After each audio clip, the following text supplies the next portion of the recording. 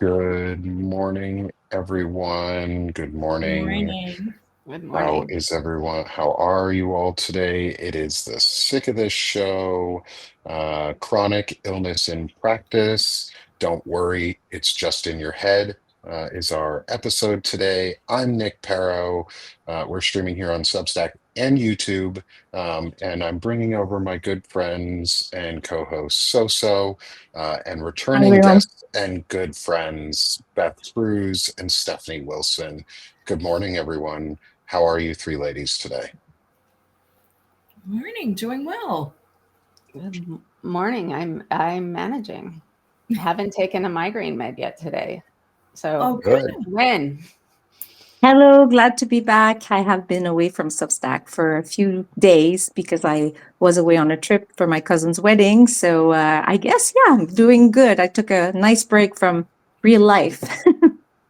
Happy to be You back. know, that's needed sometimes, I think, is taking a break from all the stressors of extra extra life that we don't always want. Um, well, I'm glad to have you back, Soso. Thank It's you. good to see you.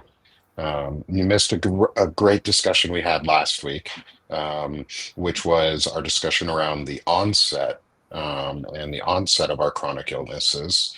Um, and we're getting some good mornings in for you, Soso, from others in the chat as well, welcoming you back. Monica Thank and you. Courtney are welcoming you back in. Um, and so today, last week was the onset, and today is the next step after the onset, which is typically doctors and people and friends and colleagues and everyone else just going, it's all in your head. It's not that bad. You look fine. Um, and so I wanted to discuss that with the three of y'all and get your thoughts on how life has been around that for you guys, as well as for people in the chat. Please feel free to weigh in too. If you've had experiences similar or how they've gone, love to get chat feedback on that, and we can integrate it into our discussion as well. Um, so, Stephanie, Yeah. since you suffer from migraines, this Yeah. one is a little bit of a pretty pretty shitty sword for you, because it literally is all in your head most of the time. Um, but can you tell us a little bit about some of your experiences and what it's like being told it's in your head? Absolutely. So I can't find the live stream on uh on the Substack. So if you can read out We'll anything send it that in the chat here in Restream. So there's a okay. little chat in our Restream window that you can click on. That'll bring you to the live. All right, here we go. Um all right, so first time I think we all know a whole lot more about the mind body connection than we ever did before. So, um, so the first time I got it's all in your head, you must be imagining this, was when I was 8. And, um, and it upset me so much that someone would say to a little kid, all this pain you're in is in your head. And probably the doctor said something about um, anxiety or stress being part of it, or like things that your head responds to, although by that point they didn't know that much about migraine. So this is me with an 8-year-old's memory. And um, so, but it was incredibly, incredibly upsetting. Um, and then since then, we've started to understand more about migraine, and how, it's a neurological disease. But what I get now is, so before my head starts hurting, my leg starts hurting. And Mm. sometimes it goes all the way up from like my hip all the way to my head and down to my toes. And I have asked every neurologist, and they've said never heard of that. Now, That's funny because I feel a lot like that a lot of the time. So I've heard of it. good, thank you. Yep, never heard, like what? Like I'm telling you about it. Now you must Right, hear lies about and slander. You're hearing about it first person. it, right? So yeah, if they haven't studied it or heard a lot of people say it, then they discount it because it's not in their training, and that's hard. Yeah. We have a question from the chat for you, Stephanie, on this from Okay. Little LT is, are your migraines genetically inherited, acquired from an illness or injury, or is it a part of something else? So the propensity toward migraine is genetic. It can be made, that's like migraine as the primary diagnosis. It can be made much worse by injury and triggers. Um, there was a head trauma early on that might have, maybe a couple have contributed, but the underlying propensity for migraine is genetic. And I have passed it along to my kid, for which I feel so guilty. But he says, at least you're able to know how to help me. So, um, so that's what I can tell you. There's an old now book called The Migraine Brain Hmm. by the woman who used to be my neurologist, Carolyn Bernstein, and that I think still is, aside from the fact that there have been new therapies since then, is a really good explainer on how migraine actually works. I was looking to see if I had it because I have one called Stress Resets. Mm. Um, that's a really good book that my therapists had recommended at one point. Um, well, I think my private therapist and the group therapist that I go to recommended it. It's a great way to help reset. And for migraines, I know it's often can be a useful tool um, to find ways to reset. Have you ever tried cold shocking yourself? Um, there's a technique that I was taught in my therapy where it's basically like you're tricking your body as though you're going to do a deep dive into cold water. Um, where you would basically you cover your mouth and your nose with a very cold water, either towel, or you actually dump your face into the water really quick. It does like a super shock to your system. Um, and it's supposed to clear things up pretty well, as long as you're not prone to heart attacks and claustrophobia. How long do you have to stick your head in for? Pretty quick. It's like you stick your head in maybe 10-15 seconds at most. I've And you never can tried do it a it, couple times. but I will now. I It's mean, a I great walk way to around shock the with system. these headache hats practically all the time, and both my husband and my son, apparently my tell is that I start touching my forehead before there's any pain, right? They're like, "Does your head hurt?" Not yet, but they both like go bring me one. Yeah, and little LT points out too in the chat, and I'll make sure I put the disclaimer. It can be dangerous if you're not doing it correctly, if All you right. do it too long. Um, but it's basically like an ice bucket challenge that Mm-hmm. you put yourself into for a couple seconds. Um, and it's that adrenaline shock to your system that clears everything up. I'll try it. Try anything. I It saw this also movie. distracts. It distracts your well, I believe it distracts your nervous system because it's kind of like it's wired to feel pain a certain way. So it's kind of like if you go to a spa, and you go into very hot steam bath or saunas, and then you go into cold. water. Well, that's a bit extreme, but still, it's kind of like it distracts you feeling from. It's like the I don't know if it's the pain receptors or they kind of like get whoops, like something else happened. Let's focus on something else. So And make sure when you do that one, you do it in a plunging sensation, like you're actually going down to trick your body. Oh, really? Because Okay. then it makes your body think you're plunging into cold water. Like your brain does this weird like shock trick. Um, Okay. That's interesting.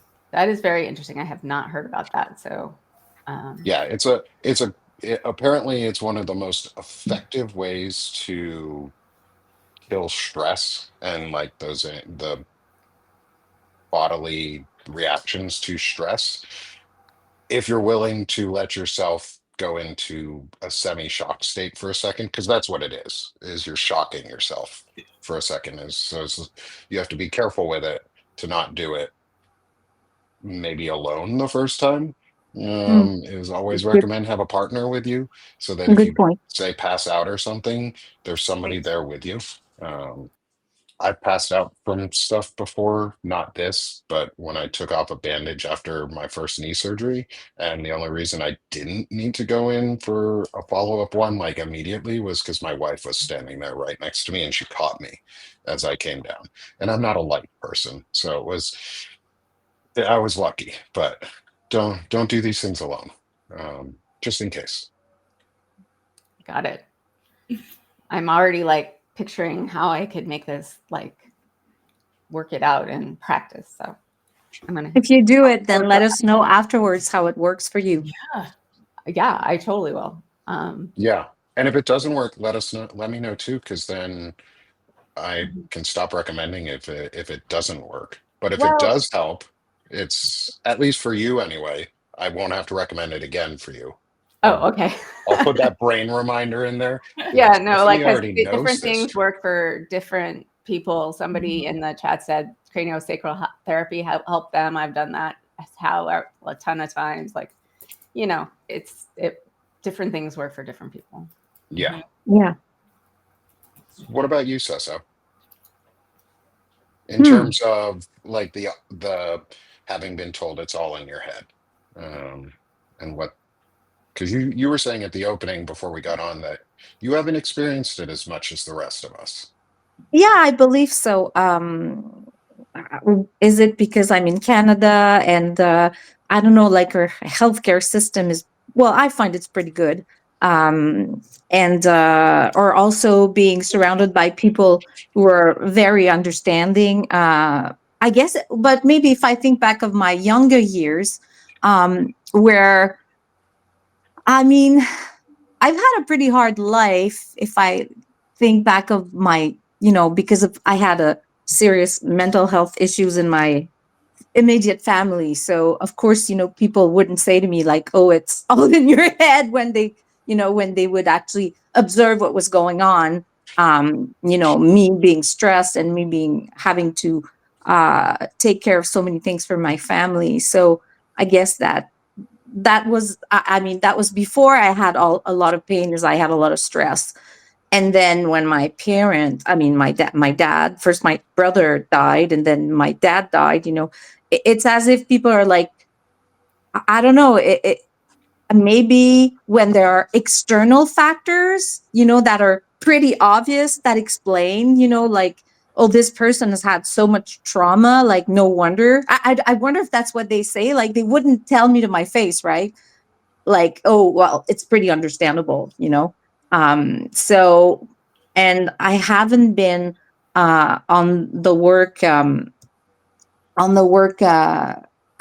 the work field for a while now because I resigned when I changed my life around and basically got into a new relationship and with a recomposed family. So I haven't had to face like I would say more like external, people don't necessarily know me or know my story, uh but it's interesting because I would be worried about that. Like, what would people say? I mean, I remember being um trying to go back first when I lost a baby, and then my brother died, and then had like this whole like almost 5 years, then going back to school. And my when I tried to switch jobs, then my one of the question in my interview was, what happened, during those 5 years? Like, what were you doing? It's like the dreaded question. So I mean, back then I was feeling good, so it was easy to sort of like, I went, well, this happened, this happened, this happened. The person was like, okay, so the whole like, it's all in your head. I've had so many events happen to explain, like, I don't know. Do you know what I mean? Like, it's so I guess it's maybe that is why I haven't that so many. It's been a long time since I've heard that, for sure. So I feel it's I have a lot of sympathy for people who have been told these things, because I mean, it's all in your head. Because I mean, like you said at the beginning, for sure it's all in your head, but the way that the nervous system and the brain works is so complex. And I mean, maybe I'm also, because of all my studies, because I do have a master in psychology and, experience, uh, I'm pretty good at articulating things. So I guess I have some sort of situation that can explain too, but I do understand, like I've had I've been on, for example, support groups for fibromyalgia from the start. I mean, I don't necessarily go on them any, but it's a good start, if you want to have information, for example, about a specific illness, and people will be like sharing information. And I remember seeing that like often, like there are posts, like, people will post articles, and they're like, well, how do you react? What do you say? So I would suggest, if you like, for example, I don't know, Stephanie, if you've been on for example, like a Facebook group, like you can post anonymously, but it's like a closed group where you can actually talk about chronic migraines and see, what people say and how it goes for them. And sometimes we get a lot of information. So I haven't done that in a long time. I did, 10 or 15 years ago, and then you yeah, kind of cycle through, and yeah. there's a smaller group that was closer, but then, yeah, Oh it is yeah. a way to do to find the people. Mhm. But yeah, um, so well, I just want to thank you for telling your story, so. Yeah, me Oh, too. And also, I think before you thank go you. on real quick, so I think maybe too it's partially the difference between US and Canada, and that there Mm, might be more openness in Canada around approaching chronic illnesses because healthcare is less of a capitalistic system in Canada and more of a care system. It yeah. is still capitalistic in a lot of ways, just like most things in Western society are, but um, I think Canada has a more socialized approach to healthcare than we do. So it's more about preventative and like actually caring than emergent and like responsive care that the US is. I believe so. And when I see people here kind of complaining and bitching about the healthcare system, I mean, I'm like, yeah, but if you start traveling and see how other things are, you know, I mean, it's always. But yes, I find that a perspective. If it's smaller, then it's easier to, kind of like just focus on the negative. But so you're right, Nick. I that has to Yeah. something to do with it. And I sorry, I didn't mean to go on off on a tangent, but it's kind of hard to explain, And like my story is so, I guess my pain is so much integrated with drama, so it's like, and I believe it's probably is. I mean, there's, I was talking in the chat, like there is bio, psycho, social.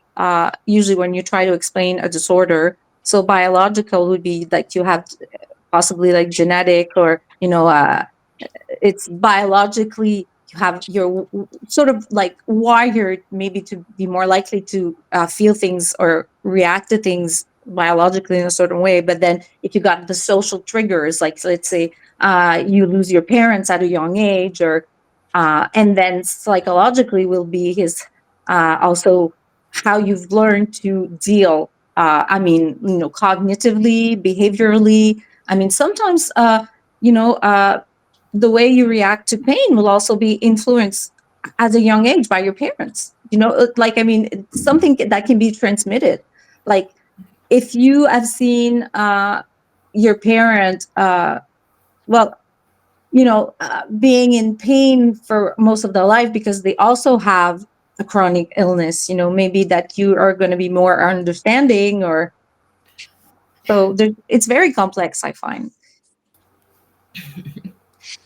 It And is.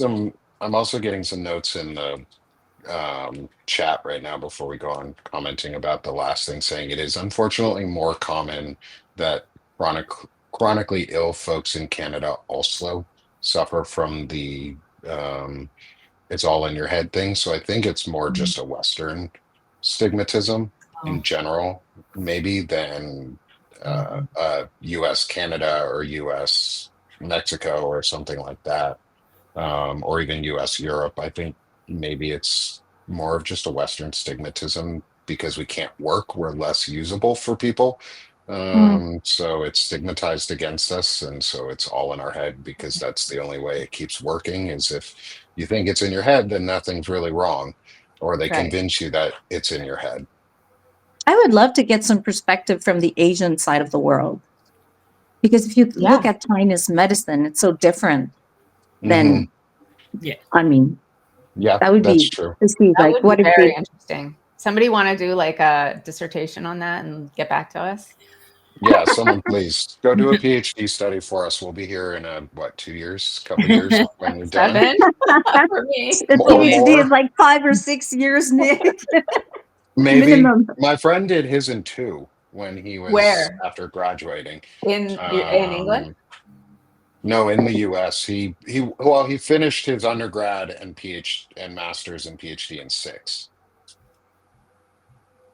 Yeah, there's had to be a lot of like Yeah, merging he of was at stuff. I think it was Swarthmore, so he was pretty smart. Like he was a smart dude. Um, um, uh, yeah, off tangent. Anyway, Beth, how about you? How about you're in the head? Yeah, it's in my head. Yeah, I went through that, and going through a lot of physicians, a lot of doctors trying to find out what was wrong with me. Um, One doctor saying, "Oh, well, I don't know why that doctor told you that. Shouldn't have told you that." I did not have the inflammation markers. I still am not showing inflammation markers, but when you go into a doctor and you're in so much pain and you can't walk, and they're like, "Well, you don't have the markers for inflammation." I don't care if I don't have the markers. I still have the pain. Mm, So yeah, going through that wasn't easy, and just being tossed around quite often, and it's really hard if you don't have a good team. So right now I feel like I have a better team of doctors than I mm. had in the past.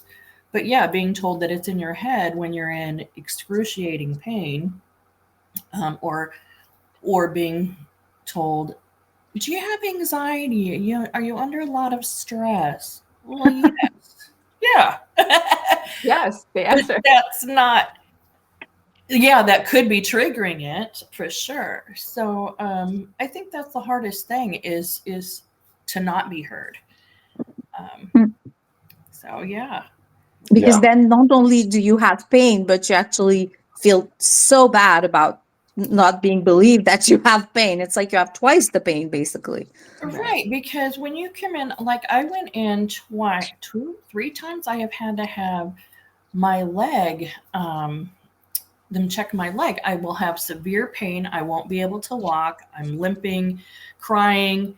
And they've ultrasounded it like 3 times.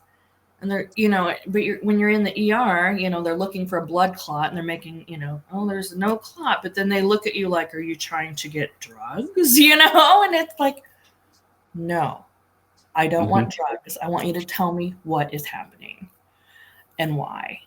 And they just haven't been able to, really, other than the psoriatic arthritis, now fibromyalgia.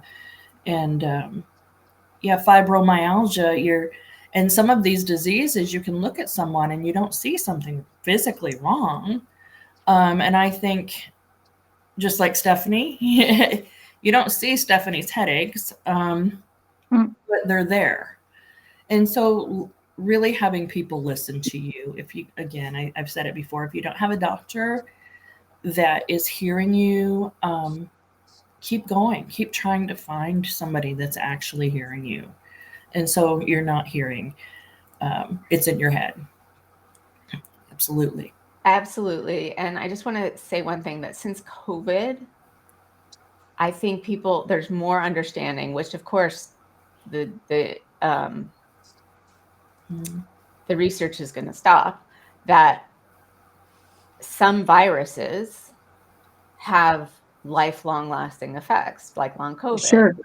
So that can be part of the start of a lot of things, like, a childhood virus could mess with your T cells and your memory cells and all of that. You would never know. And then all this pain could start, because that's what they're saying now about measles and why it's so bad.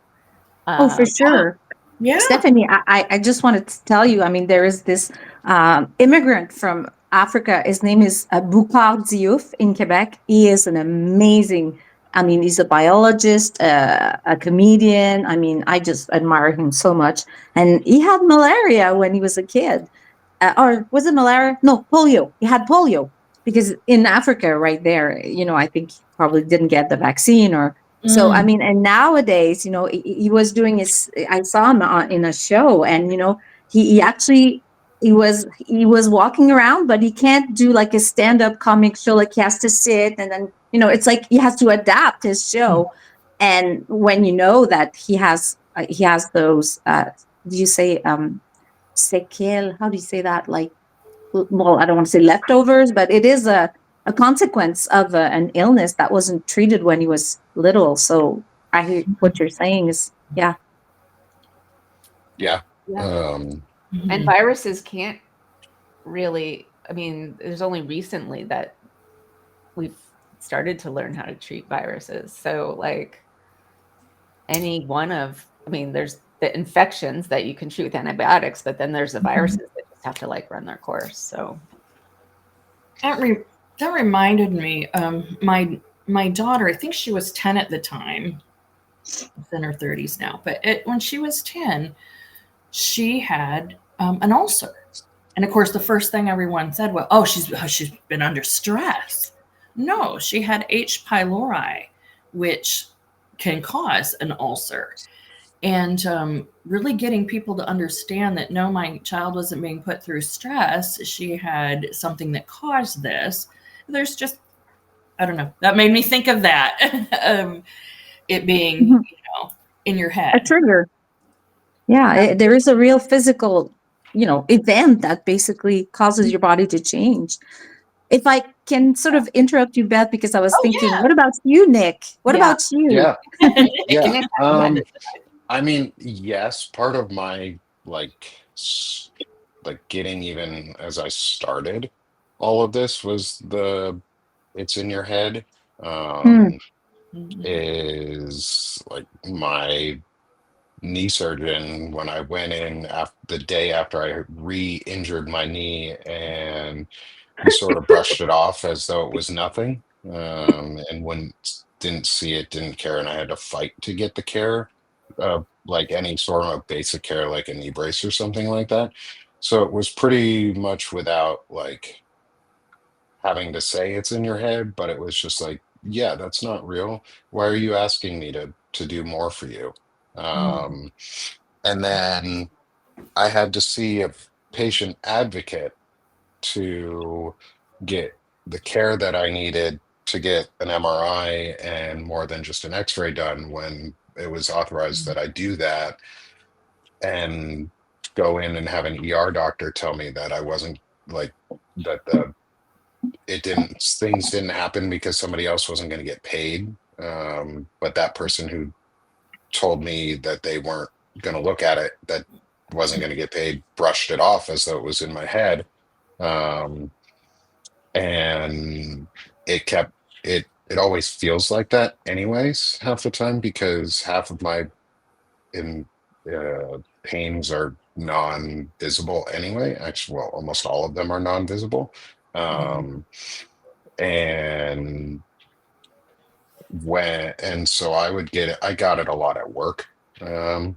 from people of like if I'm drifting off in meetings, like I even pre-warn people that I'll drift and like I'll lose thought halfway through, um, things like that. And it's always like, oh, you're not paying attention. You're just not paying attention to us. Or, and that's always to me, that's it's in your head is you're not paying attention. You're never paying attention. You always miss what we're saying Yep. right now in these meetings, or you never come prepared, even though I do. Um, and so, yeah, so Mhm. the it's in your head stuff really bothers me a lot. That's why I brought it up. Um, and because fibro has been considered a um, female predominant disease or female only Yes. disease for a long time, even Mhm. Yes. though it's not, obviously. When as I've been trying to even go through the diagnosis process, it was very obvious that they didn't want to continue down that path. And had I not called every 2 weeks after an appointment, like Mhm. on a schedule over and over again to get follow-up, they would have stopped caring for it ages ago. And they would have just been like, no, you're just here's some muscle relaxers, you're fine. Um, um, so yeah, that's that's a lot of my stuff. But the biggest one was the Mhm. ER provider telling me that somebody else wasn't going to get paid, which basically Wow. was, it's all in your head. You're really not that hurt. Um, Mhm. if you were really that hurt, somebody would have said something, or that provider would have said something, or others would have brought you down to the ER. Yet while I'm here demanding help, you are isolating me, putting me into a room, and not caring for me and telling me it's really not happening or there, nothing to worry about. Um, which, as I've said a couple times, led to me in that ER room telling a doctor that I would rather be dead than listen to them tell me how little my life was worth in front of my kids. Um, and so this one I really hate, um, Mhm. because it's done damage not just to me, but also to my kids. Um, and so I think it's all based to me. It's again, it comes back to money on all of this, is it's all based on capitalism and greed and the fact that healthcare, and at least in America, isn't about health.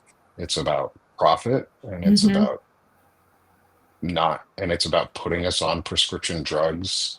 Um, and ever since I've gotten the diagnosis, whenever I go in for something at the ER, they're always like, they always look at me like, hey, are you here for drugs? And the first thing I always tell them is, I do not want opioids. I do not want these. I just need you to give me answers. Like, I need you to look. I go into my doctor's appointments and I'm like, I just need you to keep looking, to keep investigating so that we can find something that we can figure out that maybe we missed.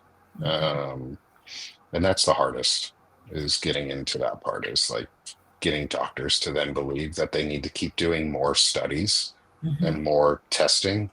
um, and for most people that would be a death sentence financially to even get all of that testing.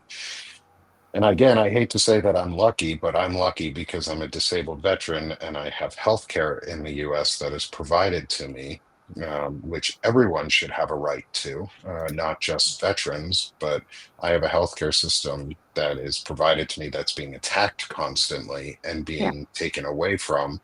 Um, Mhm. and our doctors are being pulled away, and our nurses are being ripped out, and our care teams are being smaller. Since I moved to my new care team, my doctor basically brushed me off afterwards. Like, I asked them to do a follow. I was waiting like months to get a follow up on some testing I did. They looked at it and they're like, "Yeah, okay, whatever." I was like, "What? What do you mean, whatever?" Like, we've been doing this testing for 2.5 years. There's no whatever at this point, um, Mhm. which that that really hurts because it's really deflating. Do you get the impression that because of the way things are, it seems like things are very much in silos when it comes to healthcare integration? I mean, and then you have to always start back from the beginning with when you go from a provider to another. The reason I'm asking is because right now in Quebec, they're really, I mean, I don't know about the other provinces, because in Canada, provinces, health is I mean, there is a Health Canada, but I mean, it's mainly um, managed by every provinces.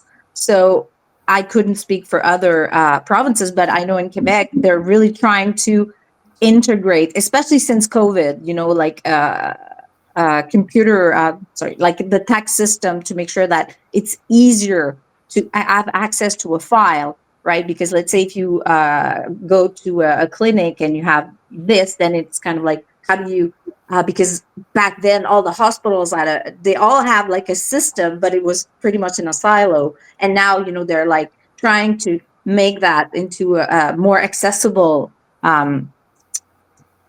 So do you feel that that's hard, like having your health care information, um, I guess, moved from one to another? I think for me, it's less stressful because mine is inside the VA to inside the VA. So they have access to the healthcare records and they don't have to gain What about you, access. Beth?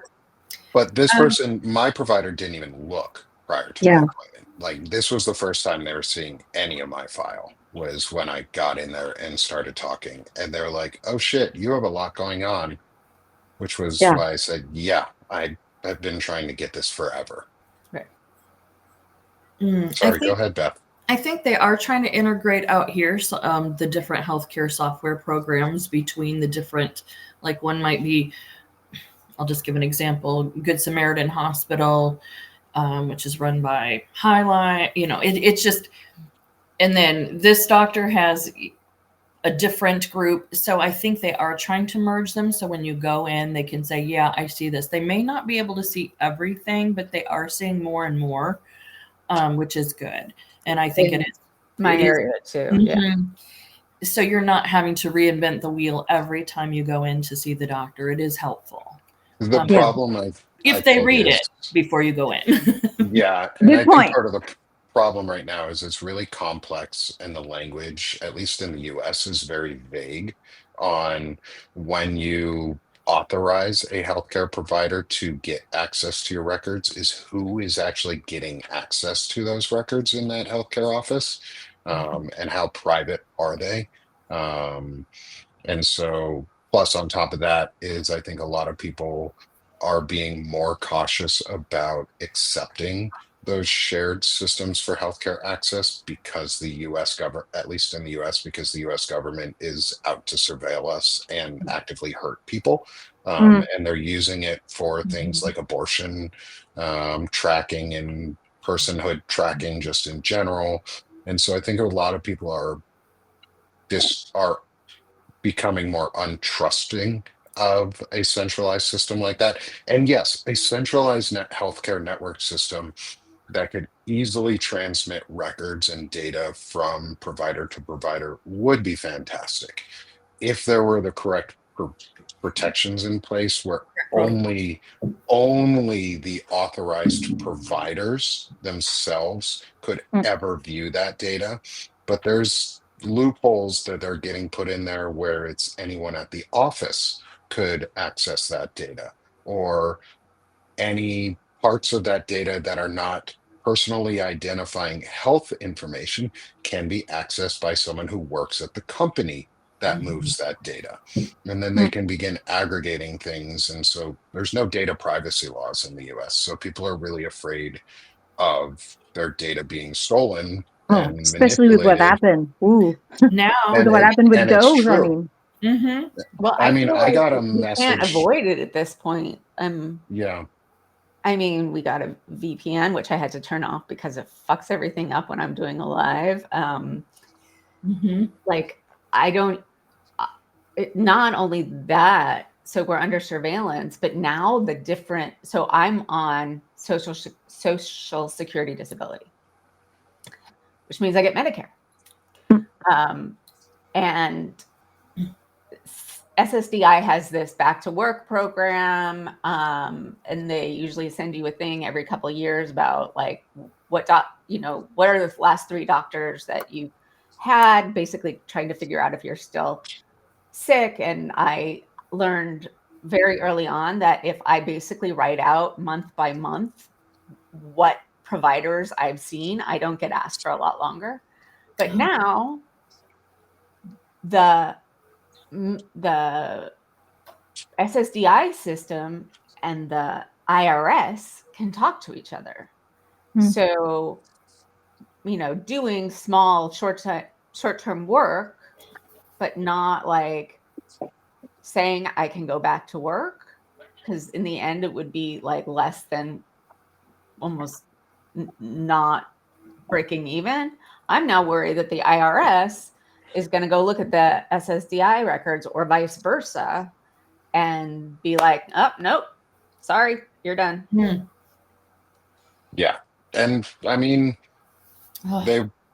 they keep talking about waste, fraud, and abuse, but what they mean is sick people needing health care, because Medicare is a service and not a Yeah. corporation that makes money. Government is a service that provides services, and services cost things.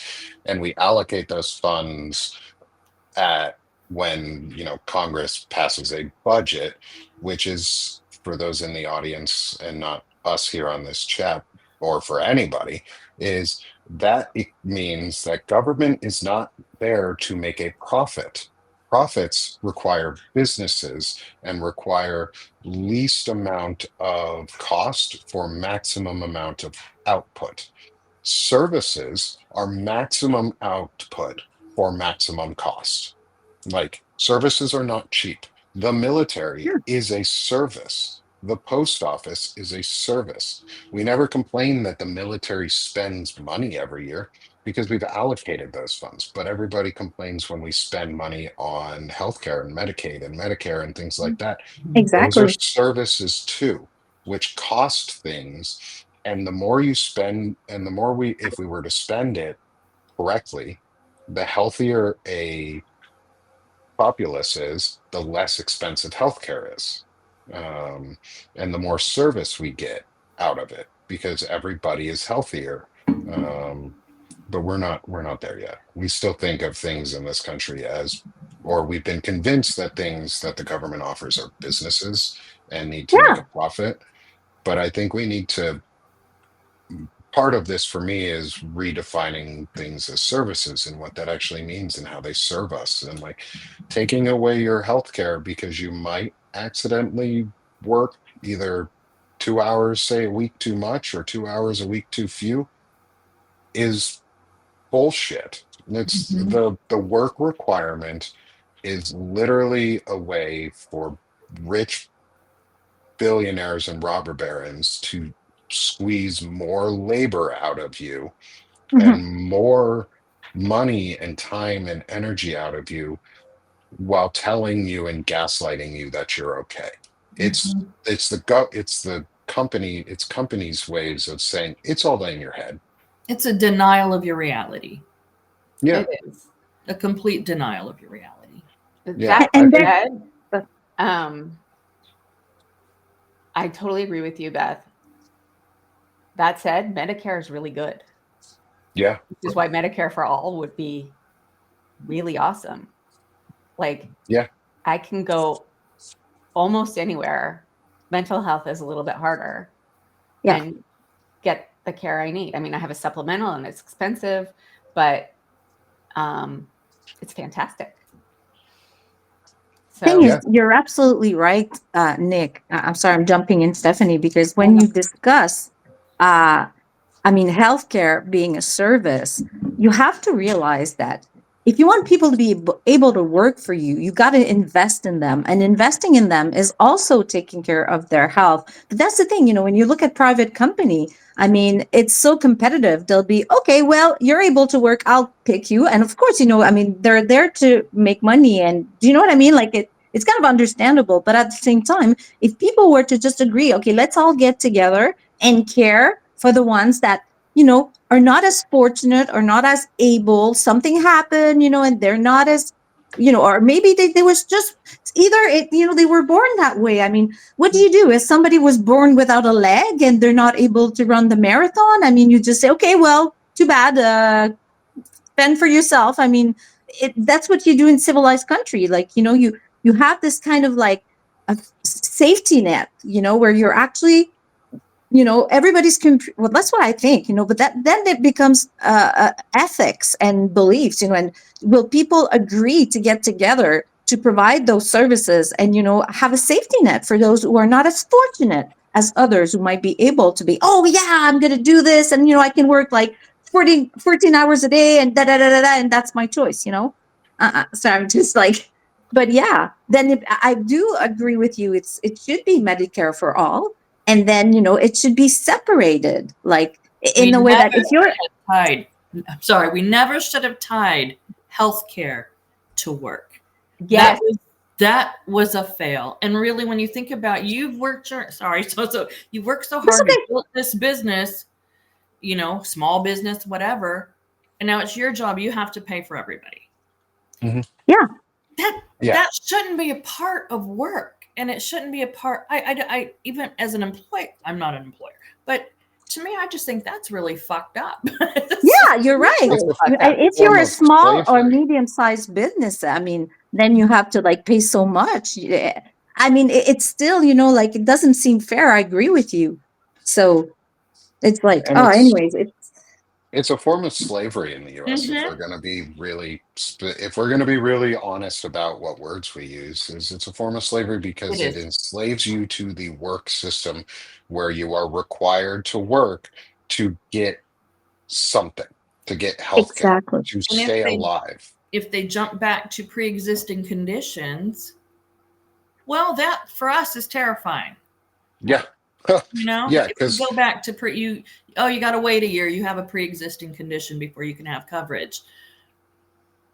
Why which would you? Why?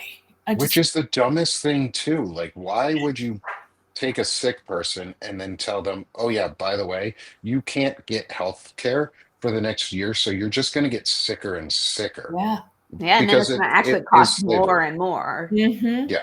It's a way to make us destitute and make us enslaved. And people fear going to the doctors, which ends up making the doctor cost more because less people are going Yeah. and they're not getting the funds. And then sicker people are And going. Like, sicker people are going, and you're not going for preventative checkups or things Hmm. like that. And now people are going to be afraid to go get vaccines. They're afraid to take Tylenol, or they're asking about Oh my Tylenol and God. acetaminophen in Oh. general. They're coming like things like mifepristone, like putting fear into things that help women. Mostly it's about hurting women in the way that we're approaching a lot of the healthcare restrictions right now, Mhm. because the things are all targeted at blaming women for being the problem. Um, but it's just a denial of care. Yeah. It is the most basic violation of the Hippocratic Oath was allowing health insurance companies to have the final say on what was allowed to be done as a surgery or Mhm. procedure, and it should have always remained in the doctor and Yes. the care provider's hands, and the insurance companies should have to approve it because I already pay the premium to use the healthcare. They should approve it and do it because then it's less costworthy for everybody else, or Mhm. costly for everybody else. But also, I agree, Stephanie, Medicare for all would solve a lot of problems. Just like I have always advocated, yes, the VA hospital system may not be the best. It's not the best because the US purposely makes it that way to give a case study on how socialized healthcare wouldn't work. Yet here we are still using it, and it's still working, and it's the one of the best systems we have are the VA and Medicare, because guess what? The VA healthcare coverage is based off of your Medicare minimums and your Medicare costs and your Medicaid costs. That's what they base it off of. Um, and I think if we actually did the right thing, which was fold all those things in together, we can't, because lobbying is and corruption are legalized in the US, at least for now. But when we can take out the health insurance companies and make healthcare a right, I think that's only the first step in unwinding this it's all in your head bullshit of you have to work until you die, and your chronic illnesses don't exist because we can't see them, so you must keep working. Yeah. Is I think you're right, is the next step is we have to get rid of the right to work laws. They don't work. They're not real. They're punishment. Like the Find Out podcast guys say this all the time. There are no 20 something year olds sitting on their couches, or even 30 something year olds, me included, who are disabled using things like Medicare or VA healthcare or Champ VA, who are just sitting there and going, I'm gonna play my video games all day and I feel great. And I'm just gonna collect this check off of Medicare, because you know who doesn't get the money from any of those things? Us. We don't. The VA has never once sent me a check to then pay somebody else. It is always direct to the insurance provider, which means the insurance provider is the one that's the problem. Like, we want waste, fraud, and abuse removed. Get rid of the insurance companies. They are waste, fraud, and abuse. Then Yeah. maybe we might get listened to. Yeah. Maybe. And for another day, let's talk about some sort of universal basic income so that. Ooh, absolutely. I love UBI. That's one of my favorite topics. I'd love to so talk that about that. I employment think maybe isn't, yeah. Mm-hmm. maybe that could be next week, as we talk how UBI would impact in a positive way those with chronic illnesses and disabilities, because universal basic income is a driving force that would do a lot of good for everyone. And for those who don't know what universal basic income is, it is exactly what it sounds like. It is the government as a service based on the economic output that all of us citizens have collectively provided to the government. They pay back monthly to each adult and a certain amount to every child. Yeah, Andrew Yang talked about it, but he didn't invent it. So let's not give Andrew Yang any credit. He just took a good idea and ran with it. He kind of sucks. He's really deep in the techno side of things, and the techno fascists suck. Um, that said, the one thing that we could really use right now is take AI and all of the generative power that it's going to have, and all of the income it is going to provide the US government and governments in general, is you would pay people every month just for existing, just for being alive. You No, give they them do a that in Saudi universal Arabia income. because they have so much money from the oil. What about Mhm. the tariffs, right? Where's that money coming in from the tariffs? It's going right into Trump's crypto.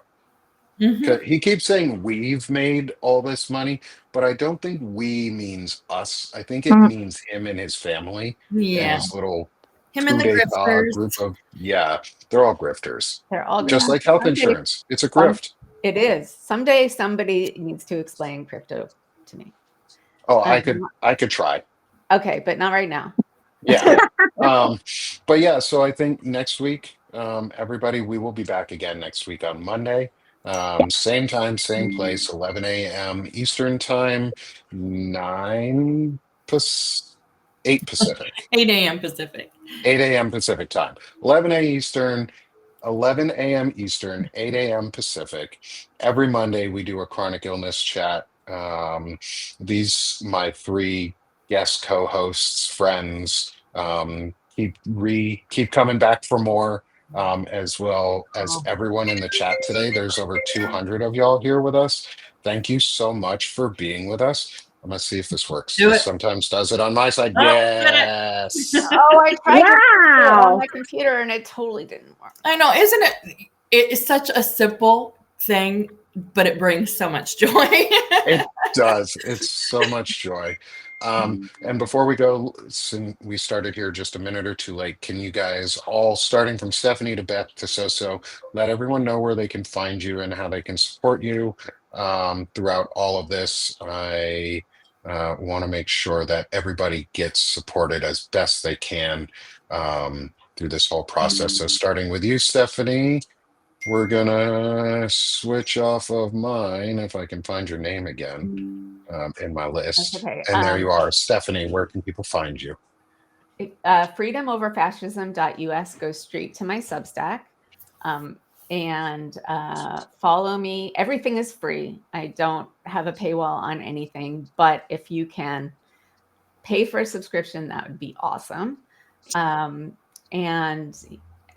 I have a lot of great conversations with a lot of people in the backlog, and I think you might be it might be really interesting. Thanks. And please do, everyone, go subscribe to Stephanie, free or paid. It helps a lot. And share her work. She does amazing interviews. I love what she does. Thank you. Beth, how And about I just passed 6,000 subscribers. Van? Mine. That's amazing. And it's all due to you guys too. I've gotten a lot of new ones in the last I couple love months. it. I love it. I'm glad we can help build you up. That's what it's all about. That is. Thank you. You're welcome. How about you, Beth? Move over to yours. Hi. You can find me at Beth Cruz. I think it's under Beth Cruz 16 on Substack. There is no paywall. Please follow me. I'm working on writing. I've been a little laxed on that this last month, but I'm getting back into the groove. So please follow. And Thanks, Beth. And please do support. follow. We love pets. Coyote. It's Thanks. beautiful. Please do follow and support Beth as well. Free paid subs. Like I said, they help and help share the work. So how about you, my friend? Hey, well, I am. I have to admit, too, I am a part-time Substacker, meaning that I would like to do this more often, but I am doing a lot of things too in my everyday life. But I do, as you can see on my picture, I am a world earthling. I love traveling when I can. I love nature. I love human connections. I actually do try to be online. Every Thursday at 8 with my good friend Kat, who is in the chat. So, and we do talk about, I guess we end up talking more about politics and how we're kind of, wanting people to get involved. Me being a Canadian feels like this is my way of getting involved. This is just connecting with everybody from, our northern atmosphere, because whatever happens in the States always comes up north, comes back, and we're like 5 years in delayed. I mean, right now there is a Maple MAGA movement, and it's like it really worries me. So yeah, just click on the little thing, and I mean, I'm not every day there, but I will respond, and I'm seeing this building slowly but surely. I have been very lucky to find you guys, especially Nick. Nick is a great. I mean, I'm always sad to see like how we are all going through sometimes difficult things, but seeing the beauty of human nature, coming together and connecting and being able to find solutions, because I believe that there are solutions to whatever problems there is, and don't give up. I mean, don't let whoever is telling you like blah blah blah blah blah. You don't want to listen to them. They're negative. You have to hang out with the positive people. So let's do that. That's it. Thanks, Soso. I appreciate you. And again, free and paid subs help blow up Soso's account too. She's doing a lot of great work, especially with Kat and their friend Dr. Lynn Litton. They have some amazing discussions. Which time zone is 8 o'clock? Which time zone on Thursday? Eastern time. Okay. Yeah. I'm going to try. I'm not totally with it yet, but okay. Is it 8 o'clock Eastern? Yeah, it's 7 Central. Yeah. Okay. Yeah. Okay. Thank you. good clarifying. And then finally, mine, Sick of This Shit Publications. That's me, that's my home. I have my other one, Banner and Backbone, as well. But Sick of This Shit is my main home. I do a show Monday through Thursday at 11 a.m. Eastern. Um, and shows throughout the day. So please come take a look. Join me for all my shows and my poetry. Put out a new poem this morning. Trying to get back into doing those much more often.